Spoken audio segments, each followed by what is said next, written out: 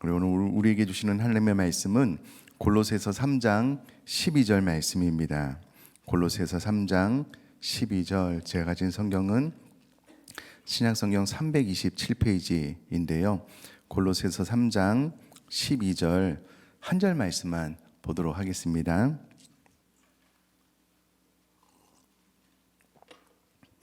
자, 우리 하나님 말씀을 같이 읽도록 하겠습니다. 시작.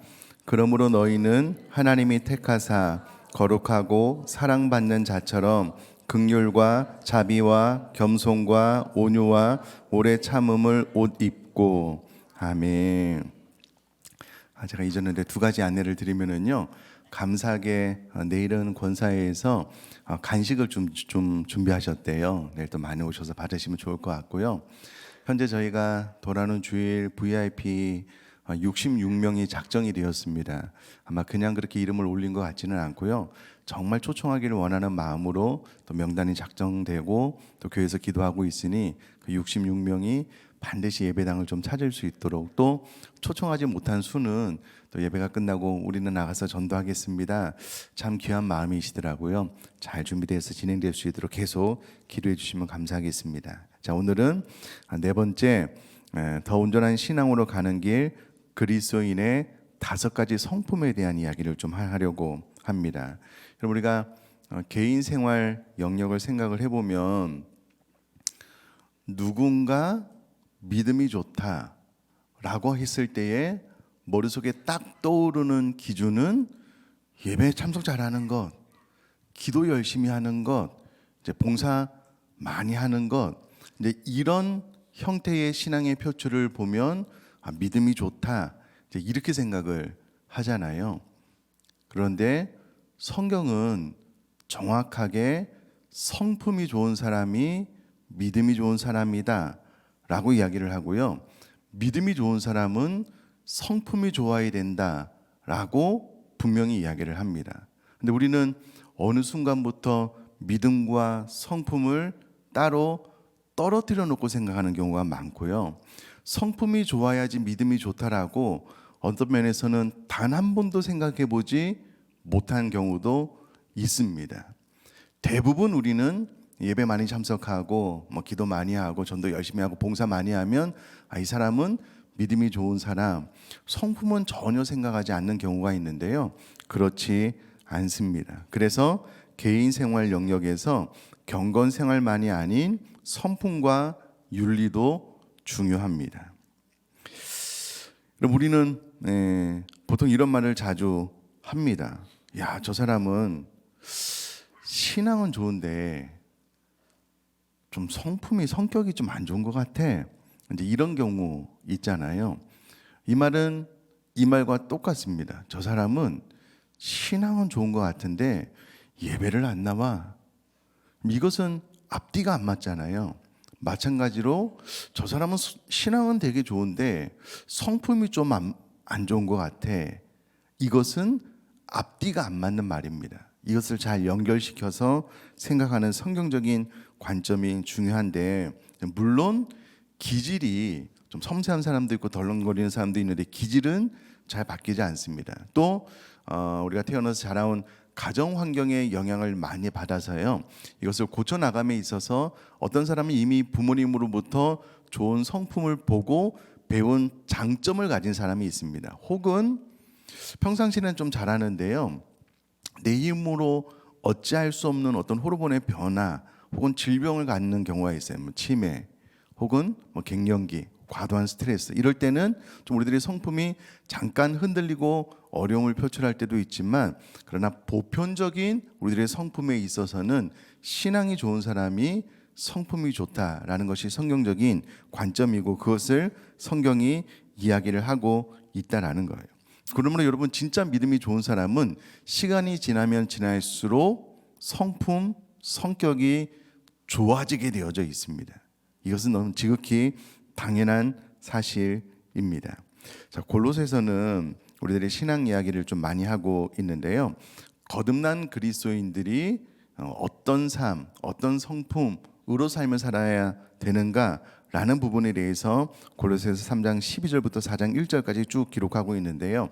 시간 관계상 오늘은 이 한 절만 살펴보면 될 것 같습니다.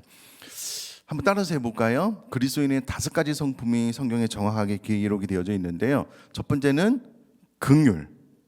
내 말로 한번 해볼게요. 긍휼. 네. 눈을 뜨고 맑은 정신으로 계신 분들은 다 대답을 해주시면 좋겠습니다. 첫 번째가 뭐라고요? 긍휼. 두 번째는 성경에 정확하게 나와 있습니다. 자비. 네. 내 말로 하면은요, 내가 말한 게 내 귀에 들리잖아요. 학습 효과가 확 올라갑니다. 두 번째가 뭐라고요? 자, 첫 번째가 뭐라고요? 두 번째가요? 좋습니다. 세 번째는 성경에 나와 있는 것처럼 겸손입니다. 따라해 볼까요? 겸손. 겸손. 첫 번째가 뭐라고요? 헷갈려. 두 번째가 뭐라고요? 자비. 세 번째는요? 겸손. 자, 네 번째는 온유입니다. 온유. 한번 해볼까요? 온유. 제일 마지막이 오래 참음. 오래 참음. 자, 이제 5가지에 대해서 말씀을 좀 드리도록 하겠습니다. 첫 번째가 뭐라고요? 네, 긍휼. 긍휼이 어떤 의미냐라고 했을 때에 긍휼은 잘 들어보셔요. 어려운 형편에 있는 사람을 보면 마음 아프게 생각하고 불쌍히 여기는 마음. 이것이 긍휼의 뜻입니다. 줄여서 불쌍히 여기는 마음. 이것이 긍휼의 의미입니다. 그러니까 불쌍히 여기는 마음이 있다라는 것은 그 마음이 따뜻한 사람이다라는 것을 의미하고요. 마음이 따뜻하다라는 것은 차갑지 않다라는 의미가 되겠습니다. 그러니까 그 마음 속에 늘 불쌍히 여기는 마음이 따뜻함으로 표현이 된다라는 겁니다.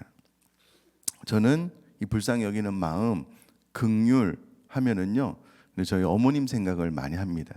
제가 강단에서 저희 아버님이 좀 안 좋은 면만 좀 많이 말씀을 드리는 것 같은데요. 저희 아버님의 훌륭한 점이 참 많으셨습니다. 제가 아버님을 참 사랑하고 또 존경하고 천국에 가면 정말 고마움을 이렇게 표시하고 싶은 것이 진실이에요, 사실이에요. 그러나 저희 아버님의 또 다른 한 면은 하여튼 뭐 전 재산을 뭐 노름으로 다 날리시고 외도도 하시고 폭력도 행사하시고 돌아가시고 나서 빚만 남겨놓으시고 하여튼 어려움이 많았어요. 어머님이랑 형이랑 저랑 이렇게 좋은 분위기 안에 있다가 아버님이 늦게 들어오시면 분위기가 갑자기 싸해져요. 슬금슬금 형과 저는 이제 이쪽 방으로 넘어와야 되는 어떤 그런 분위기가 좀 많이 있었습니다. 아버님이 참 좋으신 분이기는 하셨지만 좀 그런 문제를 좀 일으키시는 과정 가운데 놀라운 것은 저희 어머님은 신기하게도 아버님을 향하여서 이 긍휼이 한결같으셨어요. 정말 아버님을 불쌍히 또 따뜻한 마음으로, 특별히 아버님이 예수님을 믿지 않기 때문에 어떻게든 예수님을 믿게 할 수 있도록 기도하고 또 잘 섬기는 면에 대해서는 정말 잘하셨습니다. 이것을 제가 옆에서 보고 자랐어요. 야, 이게 믿음이란 것이 이렇게 위대한 힘이 있구나, 능력이 있구나. 이 긍휼을 흘려보낼 수 있는 마음이 끊임없이 그 영혼 마음으로부터 솟아오르게 하는 그 힘이 신앙으로부터 나오는구나라는 것을 참 보면서 자란 것이 저에게 큰 은혜의 힘이 되었습니다. 여러분, 신앙은 어떠한 상황 속에서도 불쌍히 여기는 마음, 따뜻한 마음을 표현할 수 있도록 하고요. 신앙 이꼬로 그리스도인으로서 거듭난 사람들은 이와 같은 성품을 갖게 됩니다. 왜 그러냐면 우리가 아직 죄인 되었을 때에 하나님께서 하나님의 아들 예수님을 이 땅에 보내주셨고 십자가의 죽으심으로 우리를 향한 하나님의 사랑을 확증해 주셨어요. 예수님은 우리가 아직 원수 되었을 때에 우리를 위해서 십자가에 달려 죽으셨잖아요. 그러니까 예수님께서 이 땅에 오셔서 이스라엘 민족을 바라보시면서 불쌍히 여기는 마음 때문에 12 제자를 세우신 것처럼 늘 하나님과 원수 되었던 우리를, 아니 정확하게 표현하면 나를 불쌍히 여겨주셨어요. 우리 그리스도인들이 이것을 아는 사람들이기 때문에 그 마음이 위로부터 부어지게 되면 나도 불쌍히 여기는 마음으로 살아가는 것은 지극히 당연한 거예요. 지극히 당연한 겁니다. 진짜 이 복음을 제대로 아시는 분은 하나님께서 나를 얼마나 긍휼히 여기셨는가, 불쌍히 여기셔서 사랑하셨는가라는 것을 깨닫고 거듭난 사람이 그리스도인이잖아요. 그럼 이것이 삶 가운데 그대로 표현되어질 수밖에 없고요. 때로 그렇지 못한 나 자신을 바라볼 때에 안타까워하면서 눈물로 기도하는 거예요. 또 주님처럼 긍휼히 여기는 마음으로 삶을 살아갈 수 있도록, 그렇게 하다 보면은요, 거듭난 그리스도인들에게 나타나는 첫 번째 여러 가지 성품 가운데 오늘 적어도 본문이 말하는 첫 번째 긍휼의 성품은 그대로 나타나게 되어져 있습니다. 그러니까 제대로 거듭나지 않은 그리스도의 십자가 사랑을 경험해 보지 못한 사람들은 긍휼 잘 몰라요. 긍휼 나 뭐 필요 없어. 나는 그냥 사랑하는 성도님들,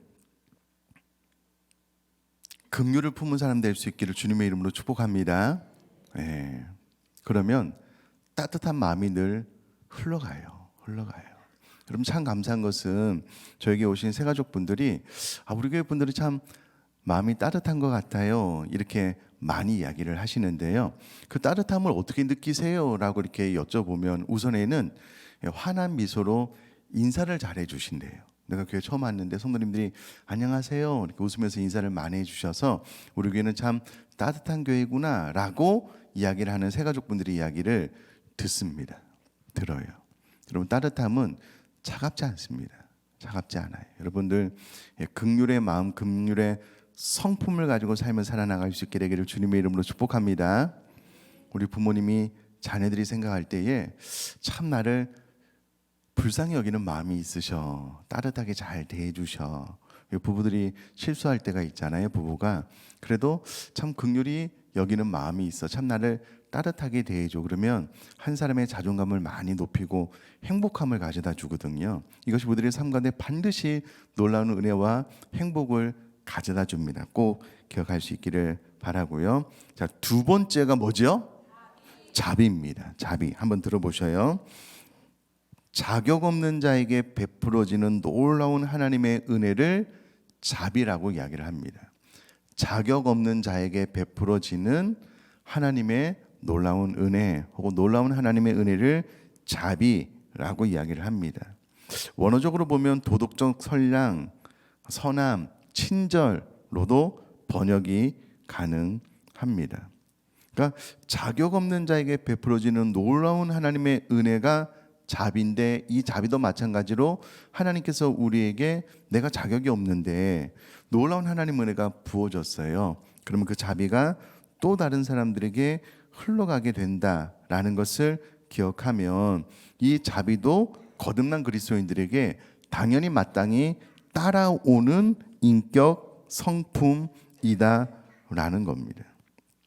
여러분 예수님께서 멸망할 수밖에 없는 우리 인간들을 구원하기 위해서 이 땅에 오셨잖아요. 그리고 깨지고 상하고 아픈 이들을 정말 많이 치유하시고 고쳐주셨습니다. 그러니까 받을 자격이 있어서가 아니라 애당초 전적 타락으로 자격이 없는 자들을 위하여 무한한 자비를 흘려 보내주셨거든요.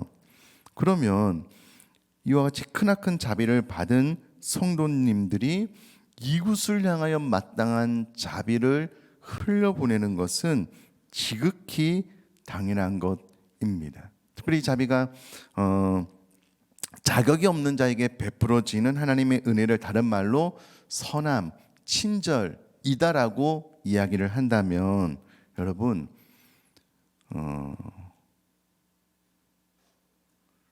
제가 봤을 때 우리 인생에 있어서 인사만 잘해도 반은 칭찬받는 것 같아요. 어떤 사람을 만났을 때 안녕하세요, 반갑습니다, 잘 지내셨어요? 환하게 인사만 잘해도요, 그 인생이 반은 타인에게 칭찬을 받는 것 같아요. 그게 이제 선함이거든요. 그것이 친절이거든요. 다른 사람이 잘하고 못하고 상관없어요. 그와 같은 자격이 없는 사람 상관이 없어요. 내 편에서 친절을 베푸는 것. 여러분 누가 멋있는 사람이냐, 신앙을 떠나서도요, 누가 신사냐, 젠틀한 사람이냐라고 했을 때에 자비, 긍휼과 맞물려서요, 따뜻한 친절이 있는 사람이 진짜 멋있는 사람이에요. 여러분 아멘이시죠? 한 번도 이게 따뜻한 친절을 받아본 경험이 없으신가 봐요. 여러분, 내 배우자가 나에게 따뜻한 마음으로 늘 친절하게 대해요. 싹싹하게 돼요. 얼마나 좋습니까? 얼마나 좋아요. 여러분 교회 안에서도 보셔요. 교회 안에서 내가 반가움으로 인사하려고 하는데요, 상대방이 찬바람이 쌩쌩 불어요. 인사를 하려고 생각도 안 해요. 그런 사람이랑 나를 딱 바라보는 순간 이렇게 환하게 웃으면서 인사를 하는 거예요. 반가워요. 안녕하셨어요. 얼마나 마음이 따뜻하고 좋아요. 야, 지금 보니까 센스 있는 사람은 지금 살짝 웃어요. 살짝. 여러분 이게 이제 삶 가운데 묻어나면은요, 참 우리 교회 공동체를 행복하게 합니다. 우리 가족들을 행복하게 해요. 여러분 아침에 일어나서 싹 웃으면서 여보 잘 잤어? 얼마나 좋아요. 닭살 돋습니까? 얼마나 좋아요. 아침에 일어나서 사랑하는 자녀들에게 잘 잤어? 컨디션 어때? 얼마나 좋아요. 얼마나 좋아요. 반대편에서 여러분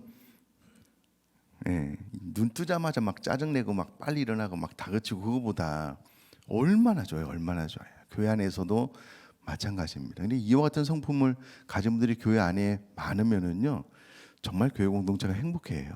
행복해요. 얼마 전에 우리 전교인 힐링데이 다녀왔잖아요. 이게 주관하고 일을 하는 게 참 어렵습니다. 참 신경 쓸 게 많거든요. 우리 교회 성도님들이 참 감사한 게 끝나고 나서 진행하신 집사님 너무 감사하다고, 오늘 덕분에 행복한 하루 보냈다고 한마디만 하면 되잖아요. 돈이 드는 것도 아니고 뭐 시간이 많이 드는 것도 아니고 우리 교회 성도님 대부분 그렇게 표현을 하셔요. 조금만 생각을 해서 집사님 너무 감사합니다. 덕분에 오늘 너무 즐겁고 행복했어요. 고생 많으셨어요. 고마워요. 그럼 여러분 그 일을 진행하는 이제 힐링데이를 말씀드리는데, 반찬 나눔도 마찬가지고 좀 있을 김장도 마찬가지고요. 늘 이렇게 이 김장 다이 짜는 거 쉽지가 않거든요. 그 판 짜는 게. 그럼 너무 감사하다고, 덕분에 우리가 이제 편안하게 일을 한다고 웃으면서 한 마디만 일을 해도요, 그분은 죽을 때까지 그 봉사할 줄 믿습니다. 봉사를 시키기 위해서가 아니고요. 그게 우리 사람이 삶을 살아감에 있어서 서로를 참 풍성하게 하고 행복하게 하고 우리를 더 고맙게 하고 에너지를 넘치게 하는 방법인 것 같아요. 어떤 그 방법을 통해서 그 사람을 계속 어떻게 조작한다 그런 느낌이 아니고요. 여러분 이 성품도 참 중요합니다. 자격이 없는 자에게 베풀어지는 놀라운 하나님의 은혜. 자, 들을 말씀이 많긴 많은데요. 우리가 이제 이 자비를 베풀음에 있어서 우리는 늘 그렇게 생각해요. 아니, 당신이 나에게 잘해주면 나도 당연히 잘해주지. 이게 아니에요. 자격 없는 자에게 베풀어지는 하나님의 은혜가 자비인 거예요. 자격이 있어서 우리가 자비를 베푸는 것이 아니다라는 거예요. 내가 먼저.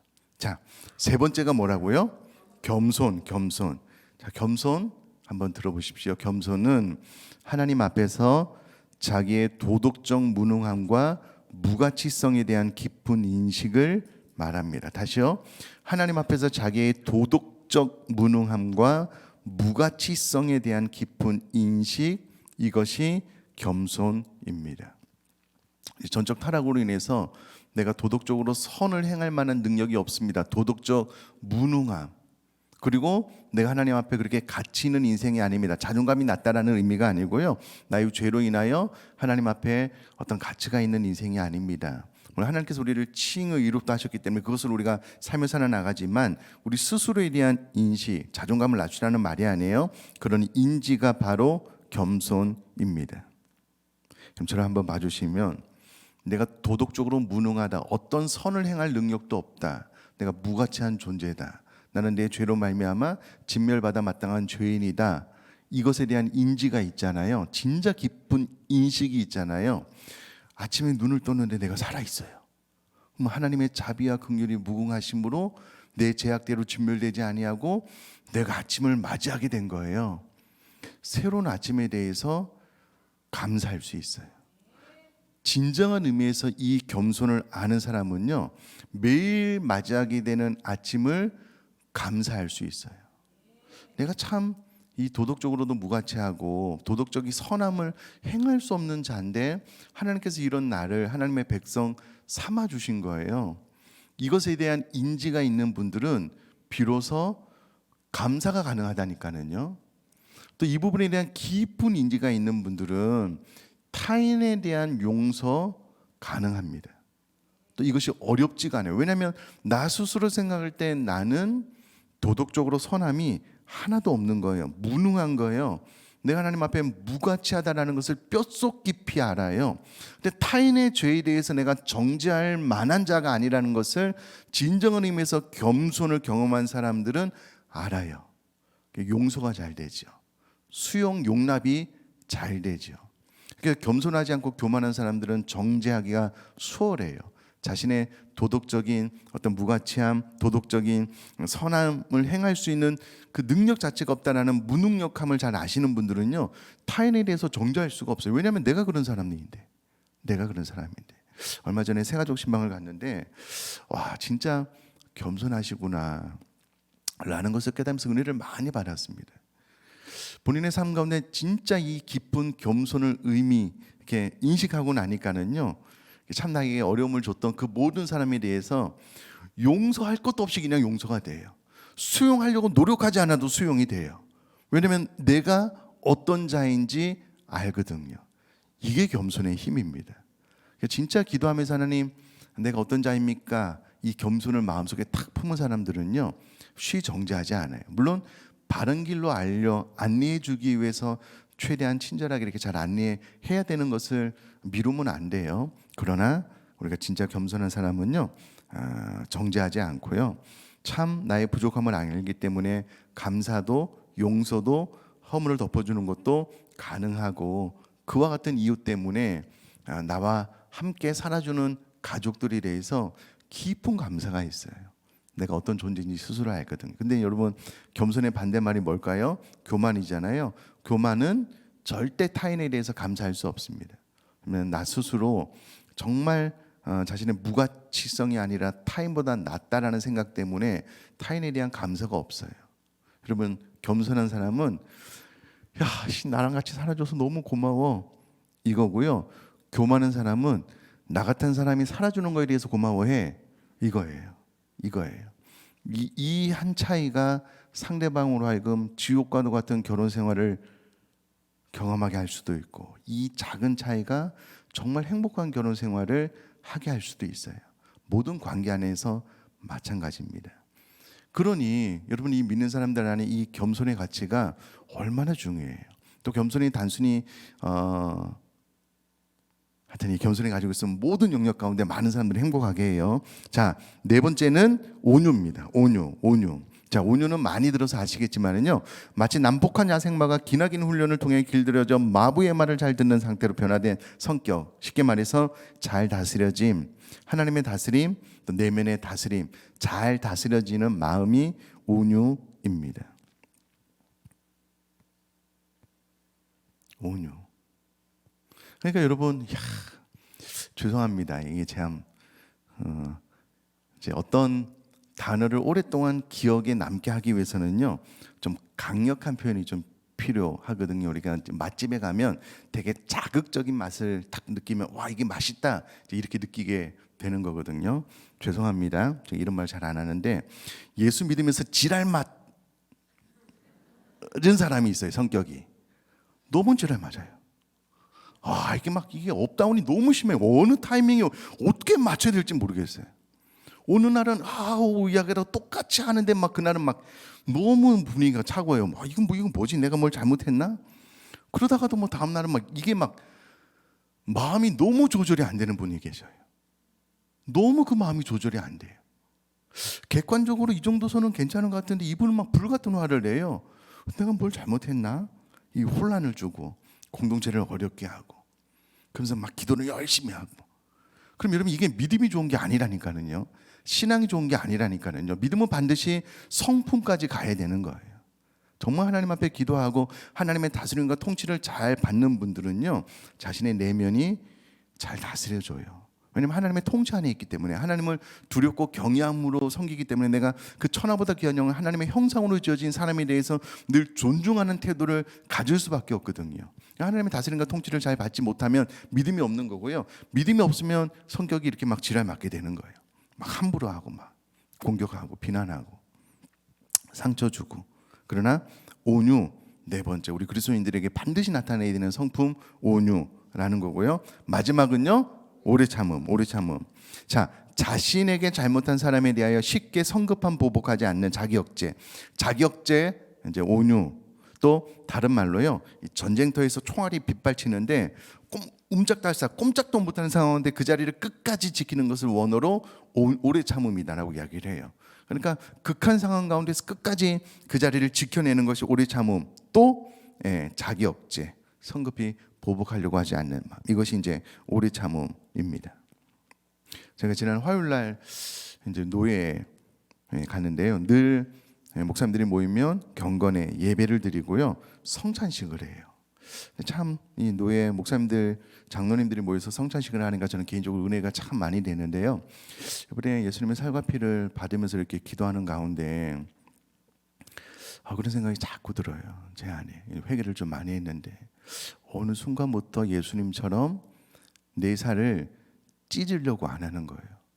어느 순간부터 예수님처럼 내 마지막 피 한 방울까지 흘려 타인을 사랑하고 섬기려고 안 하는 거예요. 그게 너무 마음속 깊이 들어오는 거예요. 그래서 좀 회개를 좀 많이 했는데요. 아마 이런 이야기 들어보셨을 거예요. 고슴도치 사랑. 여러분, 고슴도치가 이게 뭐 생물학적으로 맞는지는 몰라요. 그렇게 이제 글이 써진 것을 봤는데요. 고슴도치가 온몸에 이제 가시가 돋았잖아요. 추우면 그 추움을 이기기 위해서 상대의 온기를 느끼기 위해서 이렇게 모이나 봐요. 모이면 온몸에 가시가 돋아났기 때문에 찌르잖아요. 아프대요. 그러면 또 떨어지잖아요. 그럼 춥대요. 그럼 따뜻함을 느끼기 위해서 이렇게 모이면 또 찌르잖아요. 아프대요. 그럼 떨어진대요. 그럼 누군가는 그 찔린 가운데 참아야 그 온기를 서로에게 나눌 수 있을 것 아니겠습니까? 그런 것 같아요.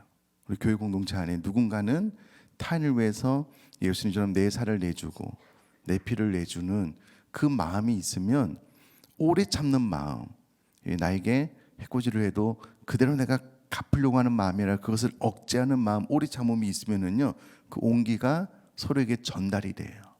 근데 저처럼 타인을 위해서 내 마음의 아픔 뛰어넘어서